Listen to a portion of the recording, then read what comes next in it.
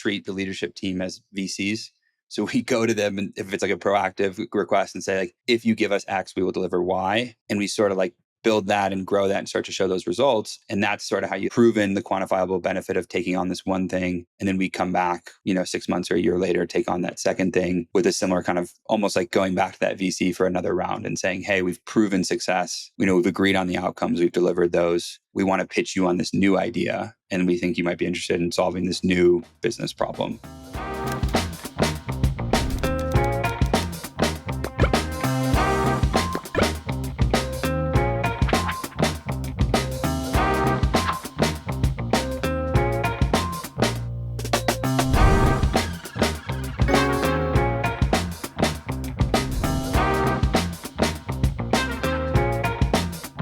Welcome, everybody, to another episode of The Strategy Gap. Joining us today is Mark Muston. Mark currently leads strategic initiatives at Modern Health, a global mental health care platform working primarily with employers. He's been at Modern Health for 5 years and previously has led multiple functions across provider operations and global expansion. Prior to Modern Health, he spent 8 years at Citigroup as a commodities trader, responsible for building out and growing global trading businesses based in New York, London, and Singapore. Mark, welcome to the show. Thanks, Jonathan. Thanks for having me. Excited to be here. Yeah, absolutely. So I gave a quick snippet in your background, but would love to kick it off. Just tell our listeners a bit about your role in Modern Health as a larger company. Yeah, for sure. So Modern Health's, I've been there, I think, coming up on 5 years now, which has been a really fun journey and crazy so quick. So Modern Health's been around for, I think, what do we know, about 7 years as a company. Primarily focuses with employers, and the idea is to be a mental health kind of insurance platform. And that covers a variety of things for folks in healthcare. That's like an employee assistance program replacement or an EAP replacement, as well as also just like a kind of a next gen solution for all things mental health. And so within that, my current role, I lead strategic initiatives, which is a small but mighty team focused on really the way we kind of think about it is what are these like company level problems that don't have a natural department focus or a natural department owner. And so kind of the simple rule of thumb we use is if there's not one department that's 50% or more of the work, or if there's like 3+ departments involved in a heavy way, that tends to be kind of like our early signal for something for our team versus something to be led, out of our product team or out of our operations team or something similar. Perfect. Well, certainly we get a lot of guests from a variety of different backgrounds and that take different paths through their career. I think you're the first person that we've had move from commodities trading into a strategy role. So talk to us a bit about that transition. What sparked it and how has it been so far? Yeah. I was smiling thinking of, I remember like interviewing with our head of clinical, and, I was trying to pull examples from my time in commodities trading and trying to correlate iron ore supply demand curves to healthcare is something that will probably be one of my biggest stretches I've tried to make in an interview. So I think for myself, what I really enjoyed about my time at Citi, so for those who don't know, Citigroup is one of the largest player, probably, I don't know if they still are, probably top 3, if not still number 1 in foreign exchange and kind of global side of trading and global side of markets. And so at the time I joined, we were, kind of like not ranked on the commodity side, somewhere in that 15th, 20th, whatever it was, but we were number 1 in foreign exchange and kind of like the global side, and commodities at their core, a very global business. So it was really fun was joining that company as, effectively like a Series A, Series B within a larger organization, joined a team of probably 30 or 40 people at the time. And that grew to kind of 300 during my time there.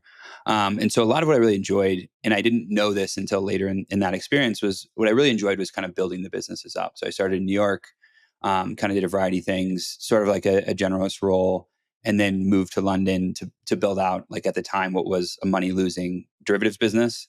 And so to go there and kind of help build that out, grow that team, grow that business, and then to do that again in Singapore for an established business that was, number 10 making X and should be making 3X and should be top 3.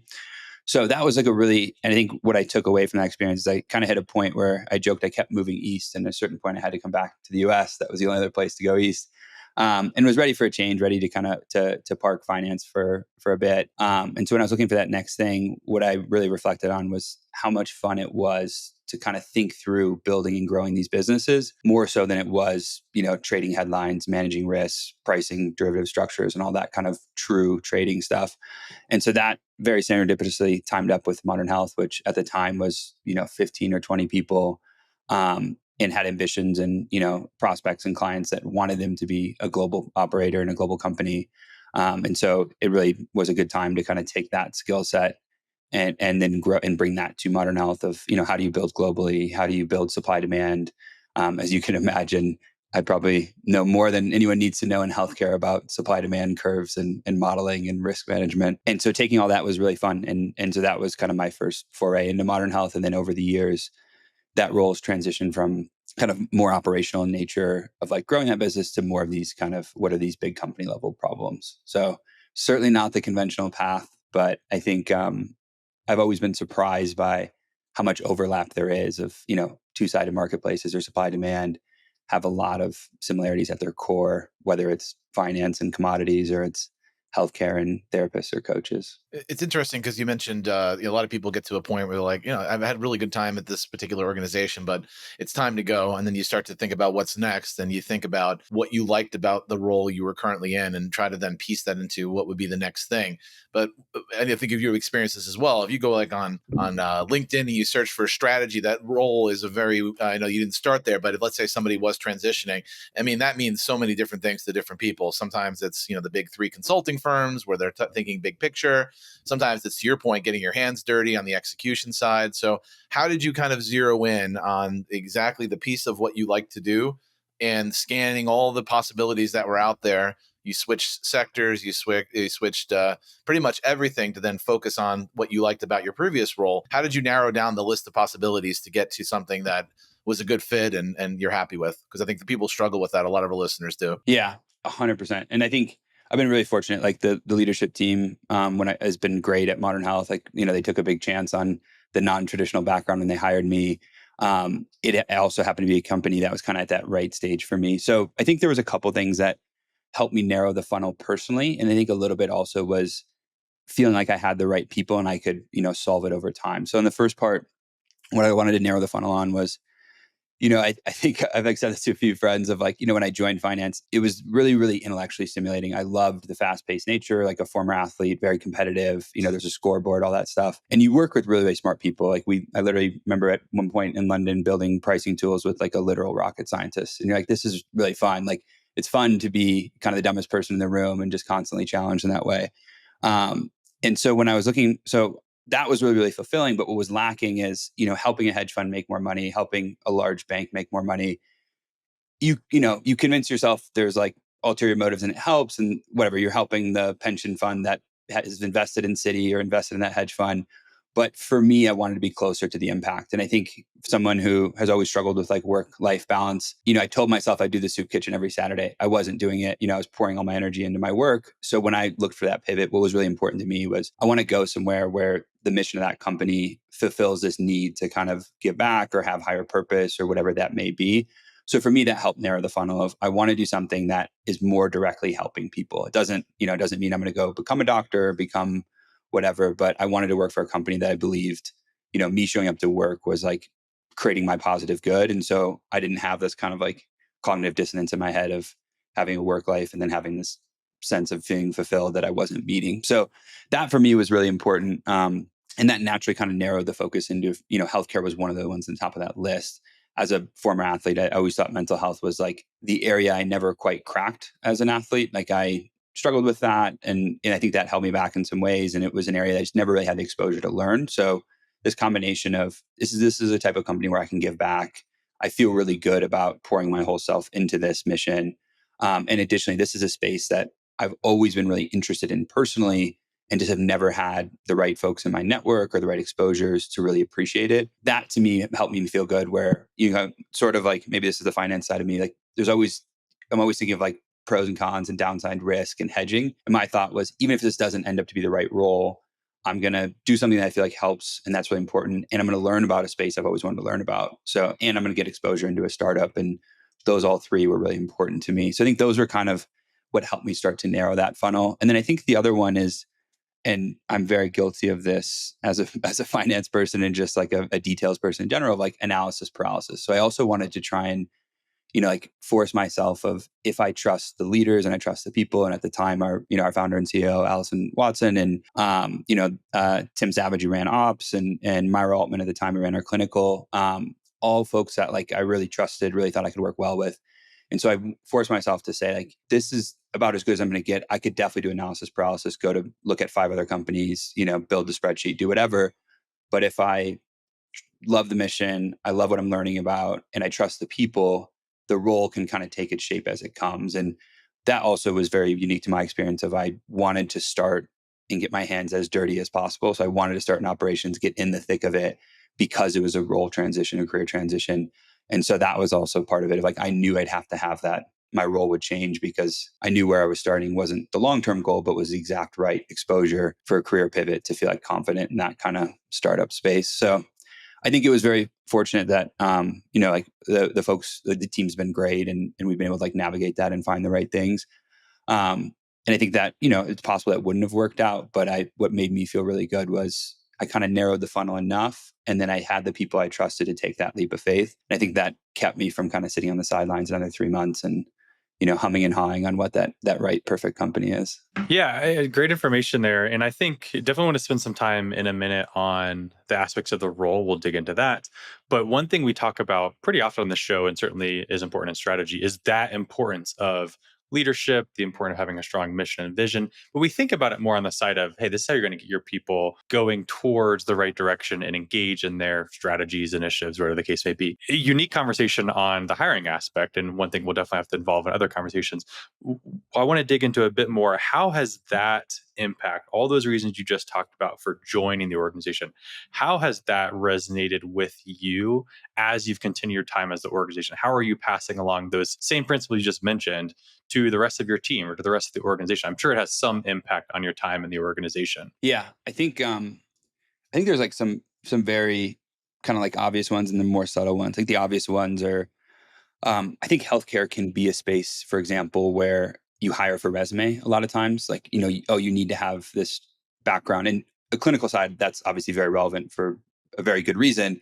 But like, we need someone who's done product or ops in a healthcare setting. We need someone who's done whatever, like sales for a healthcare organization. I think the kind of the most obvious or the most kind of direct one for me was realizing how much translated from my past experiences, also realizing that learning curve, sure, I started behind, the folks who started from a healthcare background, but that was not 2 years of catch up. That was 6 months of catch up, or 3 to 9 months, depending on the thing. And so that was something I think I've taken of really encouraged both in my hiring and teams I partner with and folks I work with of like making sure that I think it was actually, I was reading this the other day I think Carta's their founder, and I put out a thing about hiring that's still kind of relevant, probably 8 years old now. And it talks about this idea of like he talks about this idea of hiring for ambition versus hiring for resume. And I think that he articulated really well of kind of my findings, which is, yeah, if you find the right motivated person, and I think I've sort of learned this in hindsight, like if I can get excited about iron ore, that is literally dirt. If I can get excited about like growing a business, trading dirt, and then I can also get excited about like growing a global business of therapists and coaches, I think it speaks to, you don't need this rigid resume as much as you need this intrinsic motivation and this curiosity and this problem solving. And so that's where I think more overtly is like encouraging folks to kind of look for the best people and not get caught up on resume. Um, and then I think more subtly, I think it's also just the value of, and this is something, we're a mental health organization. We talk about this concept a lot of like, understanding cultural humility, understanding folks' lived experiences, understanding where they come from. And I think that's something that, I've always noticed is like I have a different perspective for my own reasons, and everyone has their own unique perspective. But my perspective as like a finance background and like a supply demand, modeling person coming into these conversations does provide a new angle to kind of the traditional healthcare background. And so I think that's also where kind of related of don't just hire for resume, but there's a huge value if we can create like a welcome, open, safe space to have these discussions and folks to bring in these, what we think are very random references or very random kind of past experiences, but it all creates like what it's done for Modern is it's helped us to create like a truly unique global business and to think about these things because we have those perspectives in the room. It's an interesting topic because I mean we're hiring for a position currently at Achieve It, and some positions we put up will get 1,000 resumes, others will get 50. And the idea of not hiring for resume sounds great until you get 1,000 resumes.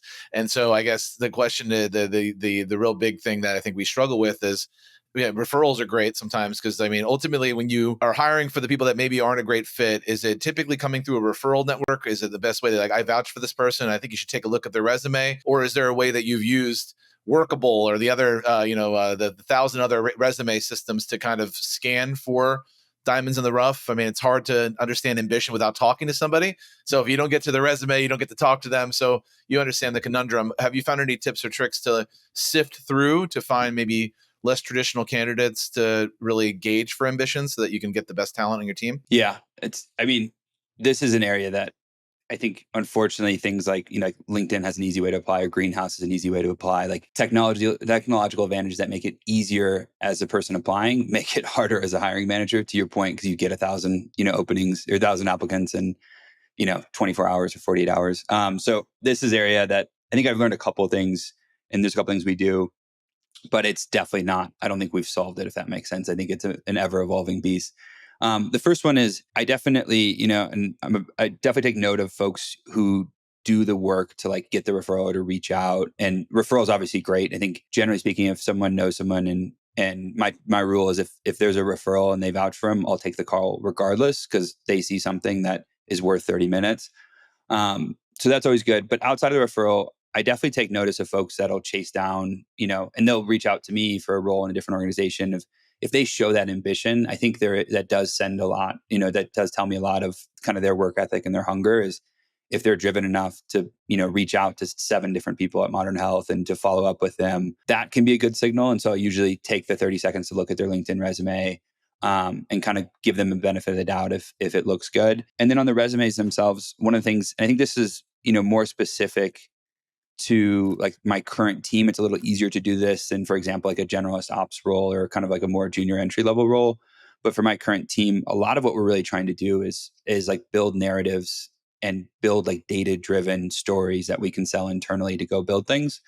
And so as part of that, I'm looking at their resume to see like, can they concretely sell what they've done? And it's not to say that that's the most important thing, but if you see one of those resumes that's, a lot of information, but not a lot of outcomes, that can usually be a sign of maybe they're not good at kind of condensing things down into the elevator pitch or condensing things down into that real ROI story. And for my team right now, that's hugely important. I think sales is kind of like the underappreciated role of anyone in these sort of strategic initiatives or biz ops or program management types of roles. So that's one that I look at specifically is, are they selling themselves well through that resume? Are they using data where they can, and also they can creating like a compelling narrative that's easy to follow. That probably doesn't get you from 1,000 down to 10, but I find a lot of times I can cut, half of them out pretty quick and then it gets you at least kind of on your way. Yeah, I imagine a lot of our listeners are shaking their heads through a lot of this in agreement that, yeah, this is just like me. I was the person who just kind of figured things out. I like building things, and you land in the strategy role or operational role. I don't think people tend to fall into those just purely by accident. They're the ones that are, hey, always raising their hand for projects, and it just naturally creates this role. Certainly, as you get in larger organizations, there's more defined processes. But on those smaller organizations where we're trying to figure out how do we get things done, how do we align all these resources across the organization, it's a natural fit for someone that is a hand raiser, a doer, is going to figure everything out and just problem solve to build that solution. I think naturally that next problem, and we almost skipped a step because we're talking about hiring. The next problem people run into is I can't do this all by myself, or we have a small team. We can't actually track all these initiatives or complete our strategy across our team. It's too disconnected. It's too much for one person, too much for a couple people to handle. I think in our last conversation, you've talked about how you've been able to advocate for your team. And that's certainly a struggle for a lot of organizations and individuals in strategy and operational roles. It's a cost center, right? It's not somebody that's generating revenue. So they're not always the next one up for hiring people. What have you done throughout your career, either previously or at Modern Health, to really advocate for your team, show the value you're creating so that you can continue to grow that function or what impact you're having to the organization? Yeah, this one, I think this is probably a lesson I've had to learn the hard way and kind of the more painful way at Modern Health. I think so previously, very quickly as a trader at a bank, you're sort of like the salesperson in the sense of, at a tech company of, hey, I need this to close this deal, you kind of get to jump to the front of the line. I think it was even more so at that time for me at Citi, like, hey, we know this is a business that's losing money or not making money that could be making 10, 20 million a year and bottom line. So if a trader says they need something, like, here's your PM, here's your engineers, go build it. And so I think what I got away with there, which was great for building a business, bad for learning a skill, is I got away with kind of whatever we needed. I didn't always have to rationalize or justify to the same extent. It was, hey, I need this engineer to come work with me on this pricing tool. Within 2 weeks, that engineer is sitting at my desk and we're like going through it together, and so I think that was something. And so when I got to Modern early on, managing and building a team within operations, I sort of got to do that again. And certainly you're still justifying headcount expansion, you're justifying kind of what you need. I always had the tool of, I had a dozen or 2 dozen folks on my team that I could always kind of go to those key players and say, hey, I want to do this. I don't have the bandwidth or the resourcing. Can you like pivot on what you're doing to help me with this? Or can this be an OKR for you? So you kind of had that. I always had that sort of resourcing. And then moving into this new role over the last few years and on the strategic initiative side, we are a very small team. We don't do matrix reporting at Modern Health. And that was a really rude awakening to get to this point where, I'm trying to go to teams that have, frankly, no accountability to me, to PMs or to ops leaders or to clinical folks. And I'm trying to get them to focus on these things we need to do.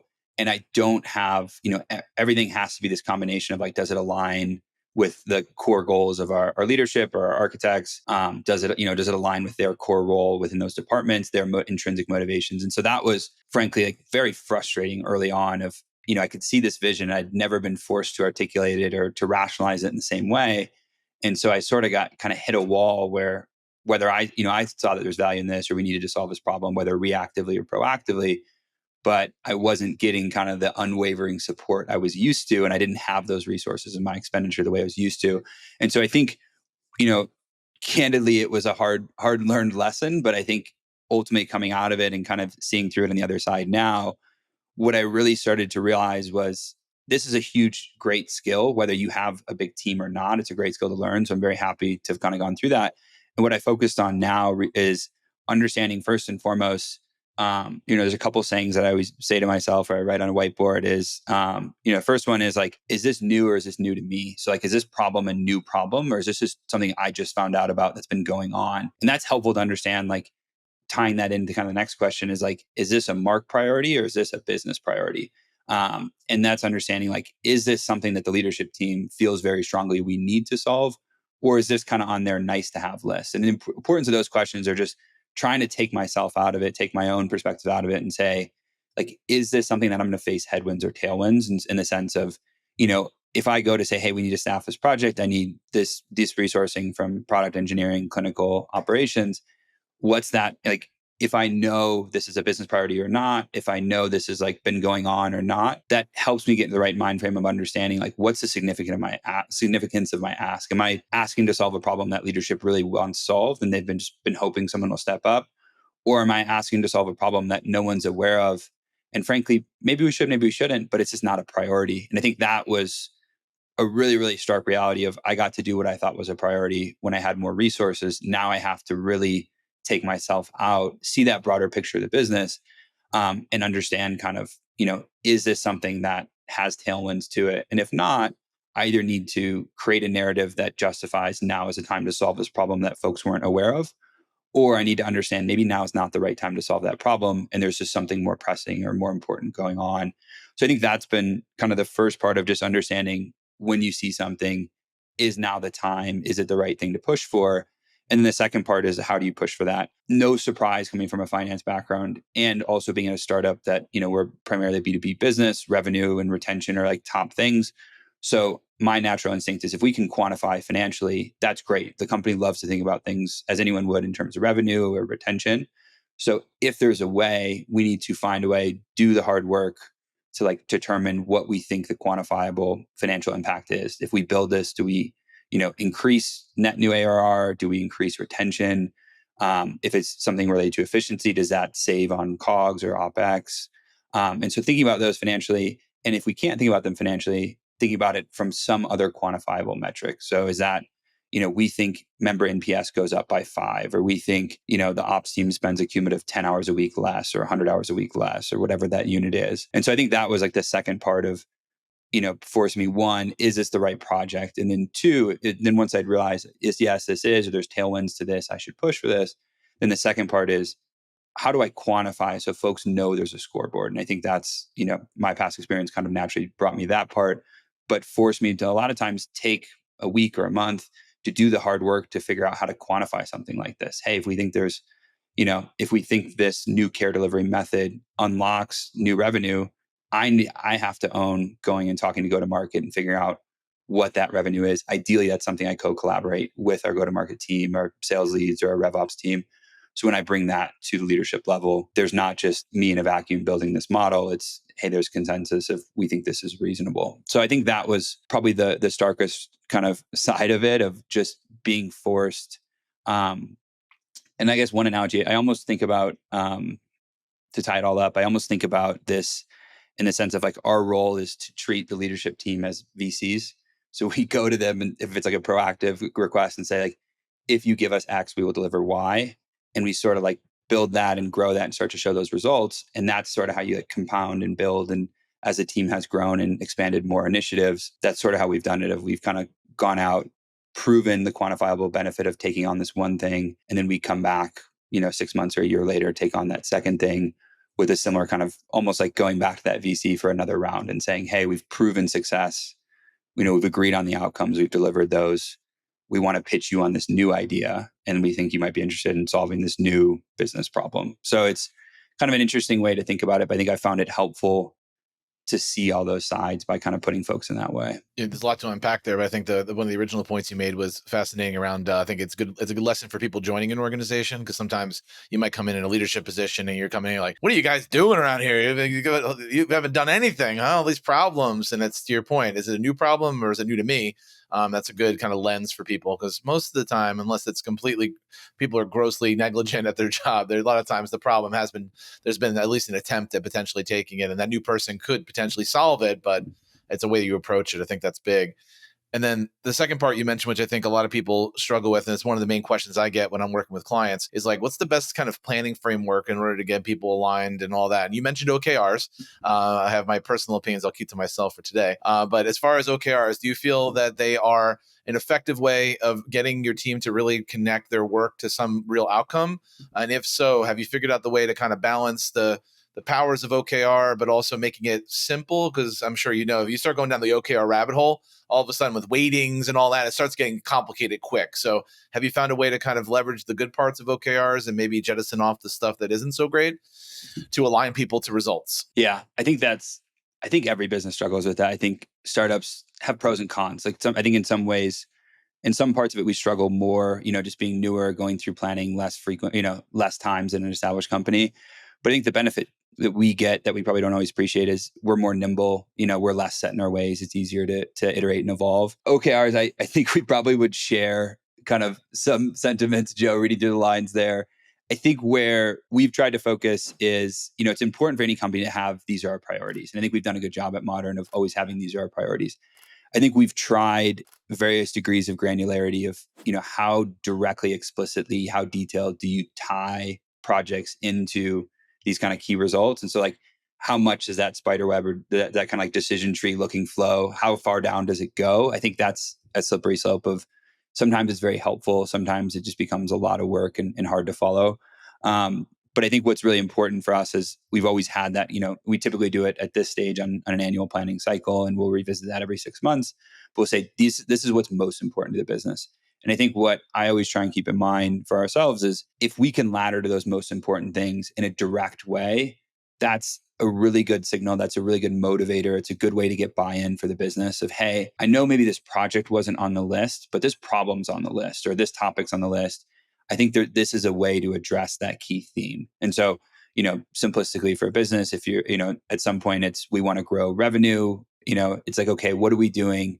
Maybe we haven't talked about this concept before, but we believe this unlocks 5 million, 10 million in net new revenue. And we're an early stage startup, and that's big. So we can at least draw that line explicitly to saying, hey, maybe this project is new, or maybe this project's a little bit out there, but there's no question that we're going after the top three or the headline, which is, revenue. Or for us as a healthcare organization, you think about, member experience and patient journeys. And so, hey, like, we know that we want to work on our clinical care flows. Maybe this way of doing it might be new, but there's a very direct linear connection of this project will increase whatever member outcomes or member NPS or, whatever it is that metric may be. And so I think that's one where, Joe, I think it can be really tricky, but I think we've tried to always keep it simple where we can. Of if we're not drawing a direct connection into one of those top company priorities, that kind of goes back to the comment earlier of like the headwinds and tailwinds. We need one of two things has to happen. We have to acknowledge that like there's going to be a lot of headwinds. This is not a company priority. And maybe now is not the right time to solve this, or it's not the most important problem. Or two, there are times we say, hey, this is still worth solving, or it's still important, or it's a good ROI, or it's good investment. But then we have to understand that we are going to face that headwind. And so we have to just acknowledge that head on and say, how are we going to build a pitch for this or a narrative for this that we think objectively rationalizes that we should still staff this or do this, even though it's not top three. And I think that's candidly, I've been on both sides of that. I think there's a times to push and there's times to also kind of take yourself out of it and make your piece of, this isn't the biggest thing for the business. There's a ton of things we can do versus that other scenario of, I do think this is worth advocating for, even if it's not top three, because, maybe it's a quick fix or maybe it has a really important outcome that's coming up next. It's number 4 on the list instead of top 3 or whatever it may be. Yeah. And while we're quickly approaching the end of our time, I did have one other piece I wanted to get into related to this conversation. I think on the financial and ROI side, I think most people would argue that, yes, this is very helpful. However, I think two problems that companies often will face with that is they'll either get analysis paralysis because they're constantly trying to reevaluate what's the best option, or they only end up picking the big ROI ones. And then it's so hard to adjust anything on that or change their targets, or they get 75% of the way through and it's taken 5 times as long. Personally, like I prefer a lot of times to start with small things. You're kind of building that snowball, that momentum, getting people going, and then you can kind of get into those. But there certainly is as a balance that has to happen between these small, quick win projects and the big ROI generating initiatives. How have you balanced those two? Because you can't just do one or the other, or else you're going to ultimately miss on one side of that. Yeah, I think it's a great question. I think this also comes down a lot to like leadership style and company culture. I think there's companies that, whether they're earlier stage and have less to lose, or just have kind of more of a cowboy bravado kind of founder or leadership team, some companies lean into the big and bold, and some companies lean into the iterative. And I think that really comes down to kind of the culture, the space you're in. And so I think for a variety of reasons, healthcare is not typically, once you're an established healthcare player like we are, it's not common. You don't want to be doing big, bold, drastic, risky things, right? This is people's health on the line. So you tend to take a more kind of iterative, calculated approach. And so I think understanding first and foremost is, to your point about you can't do both, is what is like kind of the natural muscle of the company? Where do leaders or builders like to operate in? Is it in that iterative, or is it in that we like the one big bold bet of, X 2030, like we're going to do this and this. And so I think for ourselves, one of the things, with healthcare, being really, really thoughtful about patient experience. And, again, these are people's lives, and we need to be very methodical in how we take that approach. And so we've tended to kind of stack on iterative wins to get to these big, big things, if that makes sense. So one of the things that I think about is like the concept or the problem might be very big. It might require like a very notable change or a big change. A lot of the time we'll spend early on is breaking that down into small things. So what's an MVP? Like, how do we test that hypothesis to justify the next level of investment? And then how do we scale that from, one small cohort of users to a client type or client base? And then how do we kind of grow both like who we're impacting or how wide of an impact we're having, as well as the level of investment we're having? And so that's an area I think, to put that more tangibly, that could be, for example, we'll take unscalable manual processes and use those as a way to test a hypothesis. So rather than do a 6-month product build to change, a care delivery method or a care journey, instead we're going to take like, we're going to create like a more manual process, or our operations team will like work with members, who reach out to our help desk and like manually walk them through this experience, or we'll get a clinician on the phone to manually do that. And it's not very scalable. It's not very sexy. It's kind of the antithesis of, building a tech company. But what it allows us to do is to say, hey, we know that this in its current form is not scalable, but we have a hypothesis that if it's wrong, like that's a big bet. let's test that in kind of safer, more appropriate waters. As we get validation that hypothesis is working, then we build V1 of that product feature to kind of create step one. And then as we validate that more, then we build V2. And so oftentimes it's kind of that 3 or 4 steps to get to that big vision. And it's less of this heads down for 12 months. And then, kind of Apple style, we release the iPhone every year. It's less of that. And it's more of how do we get to that same goal, but do it kind of a quarter or a half at a time. And that just, naturally fits well with an Interview of Nature, naturally fits well with, the healthcare space. And also, I think we found to be really fruitful to make sure that we're being really smart about kind of constantly checking in on these hypotheses and beliefs to prevent those, as any startup or newer company would have. I think Modern Health, less of a startup at this point, but still we're all resource constrained for what we want to build. So how do we avoid those? We made a big bet and 18 months later we were 30 degrees off and missed the landing. Yeah, it reminds me of the old adage of ready, fire, aim, right? So make small bets and then figure out where you're going to go from there. So I appreciate that. But as we draw to a close, we always ask the same question to our guests because it's insightful to understand kind of the people's perspective on it. And speaking about specifically maybe your time starting at Modern Health, if you can go back in time and go back to you on day one, appear to yourself and give yourself a bit of advice that would have made your transition in your first few years even easier or better or different, what would that advice sound like for yourself? Yeah, there's a lot. I'm sure, as a pretty self-critical person, I think I'd coach myself pretty hard. I still do. I think probably the most impactful is, everyone's seen the Eisenhower matrix and the kind of what's urgent versus what's important and thinking about that. And, I think that would be kind of the core of it. And really what it comes down to is there's this temptation to solve things because you can. And sometimes you get so caught up in like crossing off a list or solving the thing or kind of completing things that you kind of miss the forest from the trees. And so certainly something I struggled with even more in my younger days. And I think as with age and gray hairs, I'm learning more and more. But I think that would be something early on of, there's a lot of things you can fix. And some of those things are going to move the needle 10%. And some of those things are going to move the needle 0.1%. And I think, forcing myself to take a step back and say, it's better to live with the small things that are annoying or I know I could fix if it gives me the extra 10 hours a week to focus on the 1 or 2 things that really, really move the needle. And I think that's something, I'm still always tempted as any kind of, I don't know, competitive, aggressive problem solver. But I think it's something I've, constantly trying to remind myself now. And I definitely think would have helped me early on is, you're never going to solve it all. I think I had a football coach who used to always say, don't confuse activity for achievement.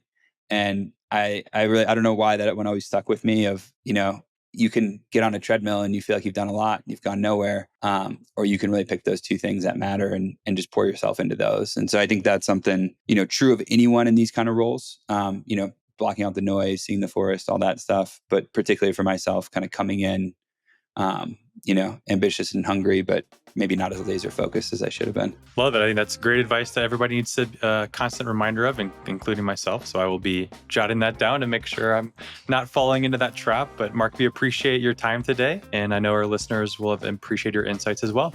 Thanks so much for having me. This was fun.